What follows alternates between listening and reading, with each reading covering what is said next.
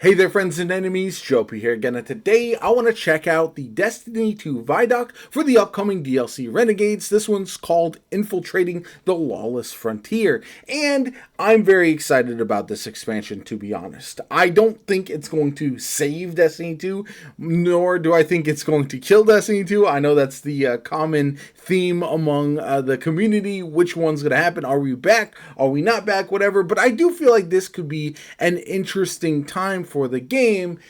While I understand folks not wanting Star Wars to jump into the Destiny 2 universe, I personally feel this is the type of crossover that makes a lot of sense if done correctly. So let's see what they have in store for us today, and we'll kind of gauge how hype we're going to get ultimately. Ooh, that's a lot of missiles. Oh my god, that was sick. Stunningly Star Wars it felt was electric. No, the sound effects look great. They sound great. Jumped into that walker and I just annihilated the encounter. So, okay. The lightsaber sounds awesome. You're throwing it, which is absolutely insane. This is like an AT-AT of a brig, which you're able to pilot. Nah, this is crazy. This is sick. Squeezing that trigger and feeling that blaster just go off, it was like a whole new world opened up for me. Nah, this sounds perfect. There's something really special here. I'm really locked for this. Before. I understand. That ignition, that hiss, that sound. Oh, it's like that. Okay. Yeah, that's awesome.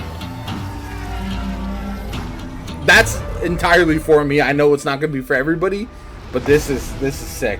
We begin in the shadow of a prophecy that says our end is already written. It's here we draw a line in the sand, where we start the long journey to fight our fate. In Renegades, Guardians infiltrate a criminal underworld to save a friend whose past is caught up and disrupt the rise of powerful new enemies. Drifter frozen in ice is actually crazy. The Han Solo reference. And special the new looking Cabal though. Star Wars, I like that. One-of-a-kind Destiny story. I like when they give Renegades past what an expansion can be. It brings the grit, guns, like and glory of a space factions. But Renegades isn't just new about power. New it's looks, about what new you're willing appearances to risk to change the future.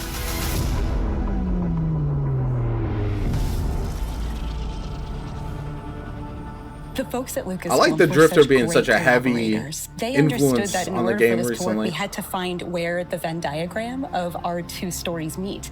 Themes of underdogs rising up against something much larger than themselves. Themes of hope. Those little places in that Venn diagram were the ones that really helped us find the story that we want to tell together.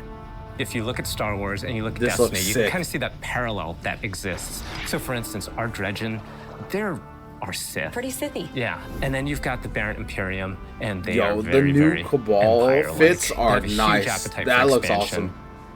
I think of the Praxic Order. There are Jedi in this release, and they are very focused on order and law and understanding that there is a binary in our universe of good and evil. We get to poke at that a little bit in a way that suits our story and our world, while still feeling very much like the inspiration that we're calling from. Edge of Fate leaves us with a really big pass forward into the future. We know of this prophecy now that tells us that we need to bind the Nine or we face extinction. And Drifter was there on Kepler. He saw all of this. Not running from this one. Drifter is convinced that there's a connection between the Nine and the rise of this new faction, the Barrett Imperium. Yeah. He sees them rising at I like the connections unnaturally between that fast too. rate and is insistent that there's a Stormtroopers. But Vanguard isn't listening. They're insisting that he needs to stand down. The cool thing about this criminal underworld is you and Drifter and your crew, you come in at the bottom, and at the top, there's the Barrett Imperium. You need to work with all. That's some of the hardest art that we've ever seen in Destiny. That's actually crazy. This Scion looking like a faction leader. Oh my! Let me see these guys roaming around the world hunting all me. That'd be sick. Crooked criminal syndicates in between. Wait, and now the Fallen too? Yeah, I'm a big fan of the art direction for these. Earning your power, building up the notoriety, getting the gear that you need is that Vex to take down that powerful Imperium at the top. Clothes on? There's a weapon. that the Barrent Imperium have made, and we need to be the ones to destroy it. And we're not going to be able to do that Death Star. unless we work with exactly the kind of people that we normally fight. So we're going to head out to the lawless frontier, and one job at a time, we're going to take down the Imperium. Okay, that's super dope. Here we got gameplay finally. The lawless frontier is filled with big, chaotic, cooperative activities. Yo, You're gonna choose the job, you're gonna That's choose sick. which renegade abilities Giant you're gonna take hobgoblin. into those jobs, and then you're gonna drop into the action with your team, smash up those objectives, get as The many blaster wishes and is treasures so as you can, crazy. and then get out or die trying. oh, we got extraction mechanics. To do that, you're going to go to the Lost Frontier holo map. You'll see Mars, Europa, and Venus with swamps that are very reminiscent of Dagobah. I like this. I know everyone wants brand new locations, but I want more flushed out locations that we've already been to, more looks at past planets. I think that's a good way to kind of reutilize some content, but also bring it forward as well and change the way it looks up. In Europa, right? Yeah. We're fans I like of this. both Star Wars and Destiny, like Mars, which is some pits that are very reminiscent of Sarlacc pits, and you don't want to fall into them, you'll die. These are Destiny locations. It's just we're taking inspiration from some of these iconic places in Star Wars. I think Say that's we sick. Go to Mars, and you're gonna pick a bounty hunting job for the Fallen to take out some Cabal. And then you either matchmake with people online. You got take a crew with you, smuggled, play solo. too? That's Every crazy. time you drop in, you might be in a different location on the map. Your objectives are gonna be a little different each I time. like and also might be that. a different time of day, so there's a lot of variety. I feel like that's a big part that Destiny was missing. So much of the content. It's okay to have content feel like it's the same location that you're familiar with, but it's like every time you jump in, it feels a bit different. I think that's something that's long been missing from Destiny, and it was nice when we jumped into like the Nether or other activities like that. The replayability was a bit higher for that than some other content we've seen in the The game. richness within these activities is going to be highly replayable. I like that. Along the way, we're going to throw a bunch of curveballs. You might run into a missile tower that's trying to take you out from halfway across the map. And you have Okay. to, like, divert and take it out, and you get some extra credits out of that. Nice. So you get Your boss rewards for gets to the completing exfil with whatever secondary time you got left. objectives. Call your ship in. All hell drops in on your head from the Cabal. Your ship flies in. You hop aboard, and you got to exfil. Okay, I like that. That's cool. Over the course of the campaign and deep into the post-game of Renegades, you're going to be unlocking and earning a bunch of different Renegade abilities. That I You got like things that like too. airstrikes, Yo, that's ball so drop sick. pods, vehicles like the Cabal walkers, I can't wait. interceptors, swoop bikes, turrets. We've got 9 abilities, 7 upgrades. There's a ton of stuff that you can bring in and just change how things play. It's like a tech tree of options. It's like a whole tree of options across support, defensive, and offensive abilities. So the player's going to have a lot to play with here. Nah, that's The Lost my Frontier kind of stuff isn't for sure. just about raw power. Just to give a It's about change to influence. gameplay. Shady backroom deals, working for these powerful syndicates and against them at different times. And all of this takes place at the heart of the criminal underworld in Tharsis Outpost.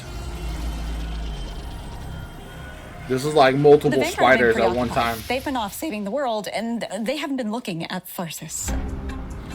It's changed a lot since the last time we were there. It's now this thriving black market, this criminal underworld. Yo, the Vex with the clothes is throwing me.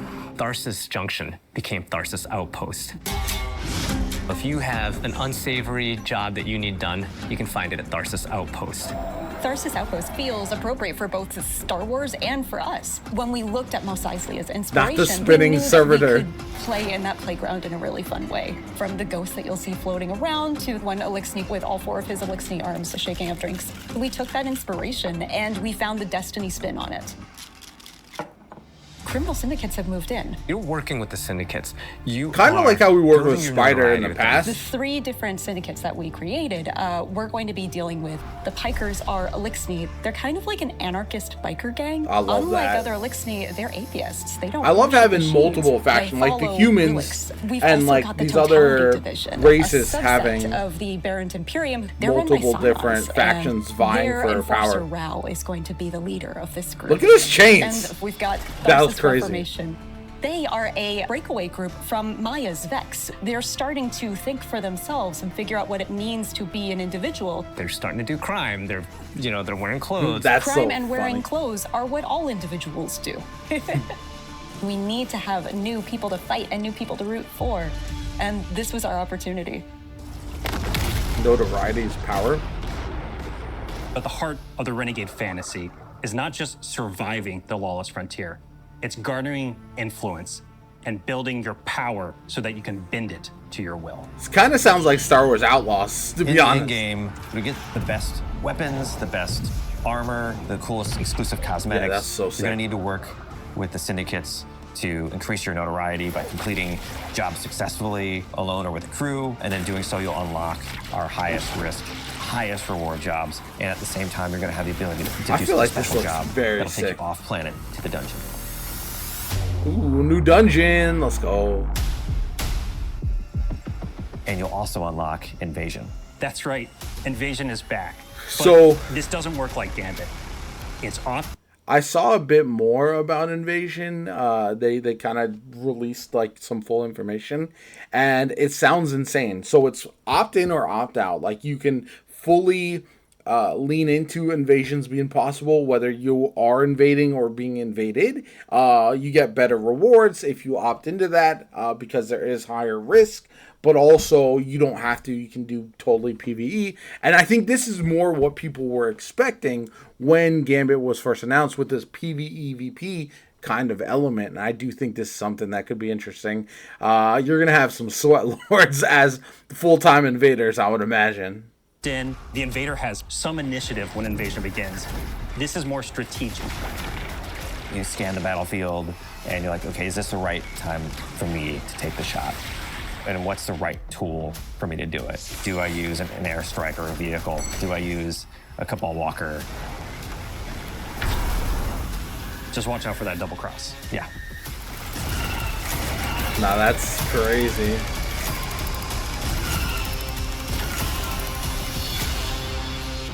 I think it could change things up quite a Renegades bit. marks the Guardian's descent into a criminal underworld. A world of shadows and syndicates where your light and your choices will cut a path forward. You'll fight dirty, break the rules, and build a hardened crew that can take on any job, standing up to the lightsaber, most man. ruthless syndicates in the system.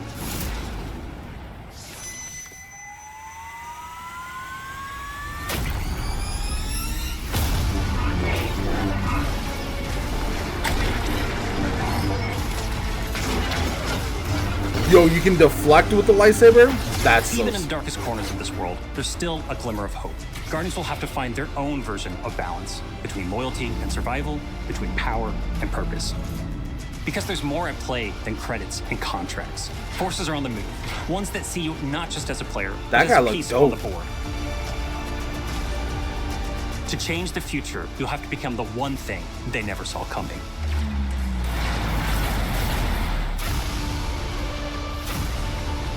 Yo, who is she? Start the engines. Take off as soon as you can. That was sick. That was very sick. December 2nd. Okay, so some thoughts and some things. The lightsaber is called, I believe, the Praxis Blade, and will be customizable both in appearance and also gameplay. So you might have to choose between being able to deflect shots, throwing it, all that kind of good stuff. I feel like that's sick. Oh, if we get a dual wield, I'm gonna go absolutely nuts.